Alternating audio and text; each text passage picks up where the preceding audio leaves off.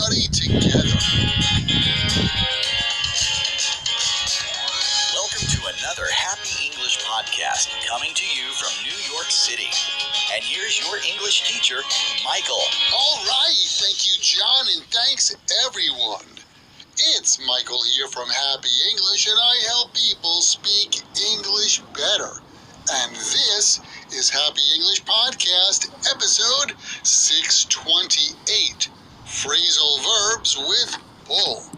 Love 'em or hate 'em, phrasal verbs are an integral part of English, especially spoken English. That's why I often teach them, and today is no exception. For this English lesson, let's check out 5 phrasal verbs with pull. First of all, we have pull in and pull out.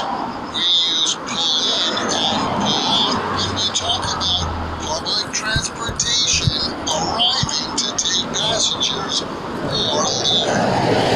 Pull in means to arrive and pull out means to depart. Here are some examples. During the heavy rain, the bus splashed water as it was pulling into the bus stop.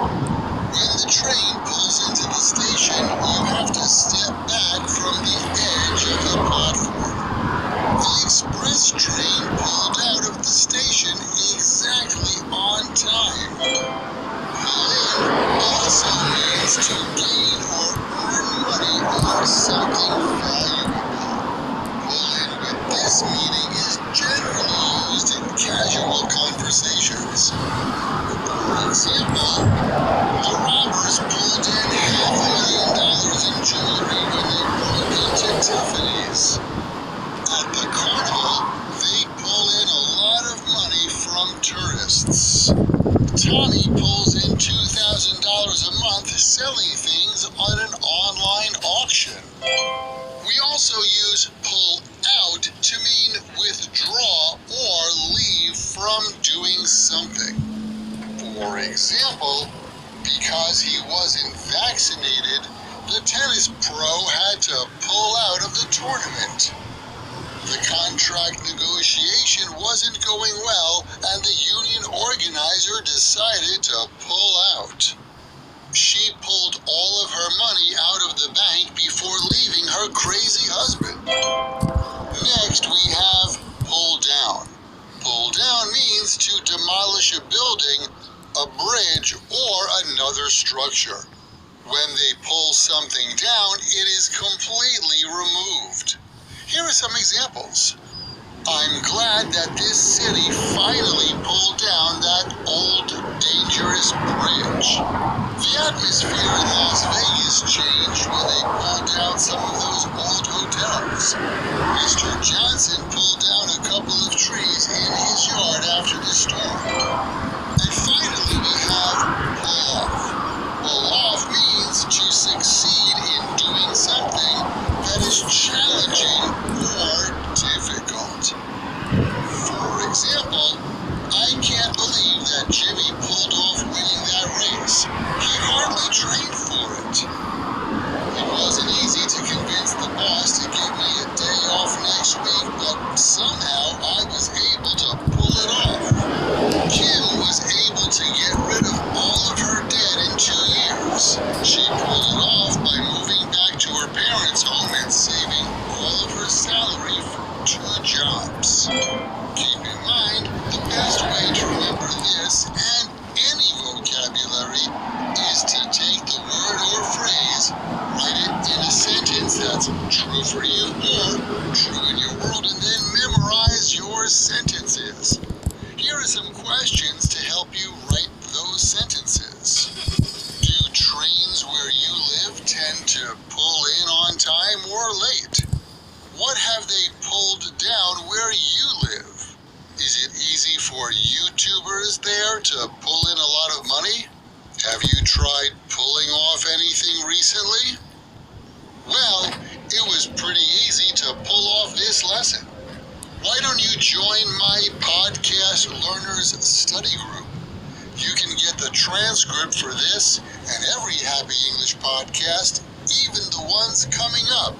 Plus, you can meet with me once a month for live group coaching on Zoom.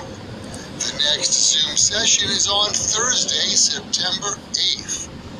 To find out more and to see the example sentences from this lesson, just visit myhappyenglish.com and choose podcast lesson 628. Remember, learning another language is not easy, but it's not impossible. And I'm here to help you on your journey. This podcast was brought to you by Happy English. Please visit myhappyenglish.com. Show your support for Happy English by leaving us a review. Get English. Get happy. Happy English.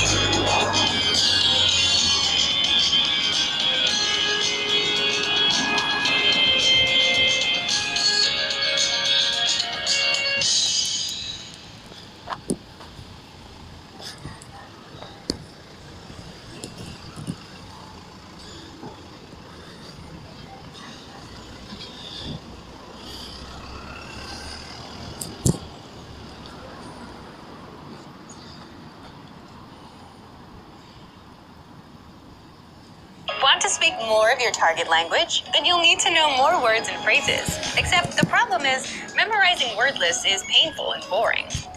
But the good news is you don't have to memorize for hours to boost your vocabulary and speak more. You can glance through our printable visual flashcards and easily master over 1,500 of the most common words. How to learn the 1,500 most common words with visual flashcards.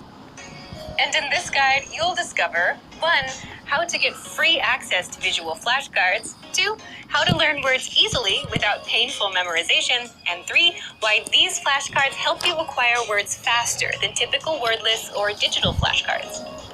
But first, if you're not a member of our language learning system, which gives you free access to this special resource, then be sure to sign up for a free lifetime account. Just click the link in the description to get your free lifetime account right now. First, what are visual flashcards? Visual flashcards are printable, illustrated flashcards that teach you over 1,500 of the most common words across 60 topics. Just download the PDFs, print them out in two-sided format, cut out the flashcards, and start learning. Now, how can you learn words fast with these flashcards? The best way to learn anything is not to cram or memorize for hours a day, but to go through and review the words for just a few minutes a day, every day. That repetition is what locks the language into your memory, and eventually you'll get used to the words like it's your own native language. Also, all flashcards include an image for each word, so your brain can easily create a connection between the image and the word and help you remember it better, instead of just relying on text, as is the case with most digital flashcards and word lists. Third, here's how you learn with the visual flashcards. After printing and cutting them out, you can go through the cards and review them for just a few minutes a day. Also, be sure to read the words out loud for speaking practice. You can also test yourself by looking at the meaning and trying to recall the word in the target language. If you don't remember, just flip the card over to get the answer. You can also have a friend test you. And you can place the cards on the objects they represent around your home. So for the card for the window, you can tape that to the window, and you'll quickly memorize the word after seeing it a few times. So if you want to speak more of your target language and add over 1,500 words to your vocabulary, download our printable visual flashcards right now for free. Just click the link in the description to sign up for a free lifetime account and get free access. Hey guys, it's Phrasal. Welcome to Japanese Softwares. Today's theme is 10 most common breakup lines. Let's go! 私たち話し合った方がいいね。We need to talk. 私たち話し合った方がいいね。We need to talk. ねえ、昨日私の冷蔵庫に入ってたアイスクリーム食べたでしょ。いや、食べてないよ。私たち話し合った方がいいわね。まだ付き合うとか考えられないんだ。I'm just not ready for this kind of relationship. まだ付き合うとか考えてないんだ。ねえ、僕たち結構一緒に出かけてるけどさ、よかったら付き合ってもらえませんか？いやー、まだ付き合うとか考えてなかったんだよね。友達のままでいましょう。Let's just be friends. 友達のままでいましょう。Let's just be friends. 友達のままでいましょう。Oh my god! 距離を置いた方がいいと思う。I think we need a break. 距離を置いた方がいいと思う。I think we need a break. いや、最近僕らあんまり会わなくなったよね。そうね。私たち距離を置いた方がいいと思う。君にはもっといい人がいるよ。You deserve better. 君にはもっといい人がいるよ。You deserve better. 私この前気になってたピー君に告白したの。そしたら、君にはもっといい人がいるよって言われたんだよ。どう思う？そんなのただの言い訳よ。もうほんと男って。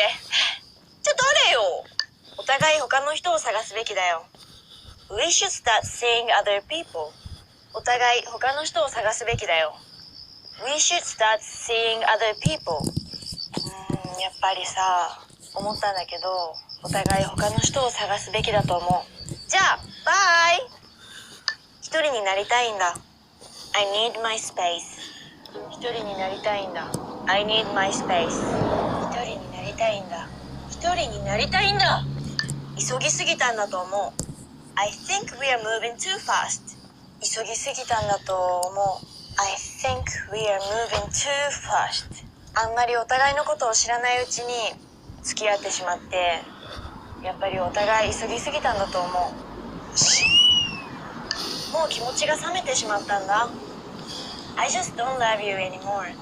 もう気持ちが冷めてしまったんだ。I just don't love you anymore. やっぱりお互い離れて暮らしてて、あんまり会うことがなくて、もう気持ちが冷めてしまったんだ。本当にごめん。これでよかったんだよ。It's for the best. これでよかったんだよ。It's for the best. やっぱり彼に振られて辛かったけど、1週間後、運命の人に出会いました。これでよかったんだよ。That's all for today. Thank you for watching.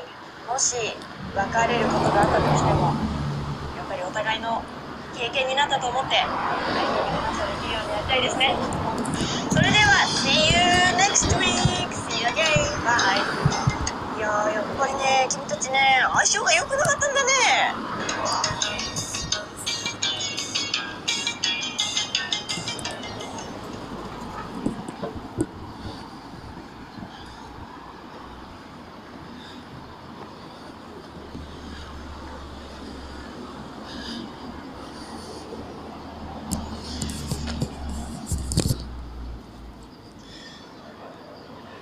To take control of your cognitive abilities and improve them over time. I'll also provide you important details about that protocol and other protocols. For instance, contrary to popular belief, it is not, I repeat, it is not a good idea to do a focus-based meditation within the 4 hours before bedtime. Many people, including some of the subjects in that study performed by the Suzuki Lab, found that when they did a focusing meditation protocol, even if it was very calming, it led to difficulties in falling and staying asleep.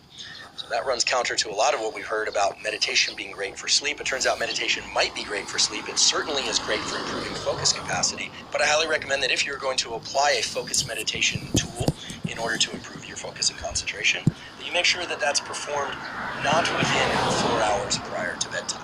So that's just a brief example of the sorts of tools and protocols and details about the tools and protocols that I'll provide on today's episode. I should mention that we have provided links in the show note captions so that you can quickly go to the studies that we described, as well as some of the tools and other tools. Here again is to provide you with the maximum number of tools for focus and concentration that you can pick from and choose from and apply in your life, and try and eliminate as much of the legwork required to seek out and apply those tools. I'm pleased to announce that the Human Lab podcast is now partnered with Momentous Supplements. Partnered with Momentous for several important reasons. First of all, they ship internationally. We know that many of you are located outside of the United States. That's valuable. Second of all, perhaps most important, the quality of their supplements is second to none, both in terms of purity and precision of the amounts of the ingredients. Third, we've really emphasized supplements that are single ingredient supplements and that are supplied in dosages that allow you to build a supplementation protocol that's optimized for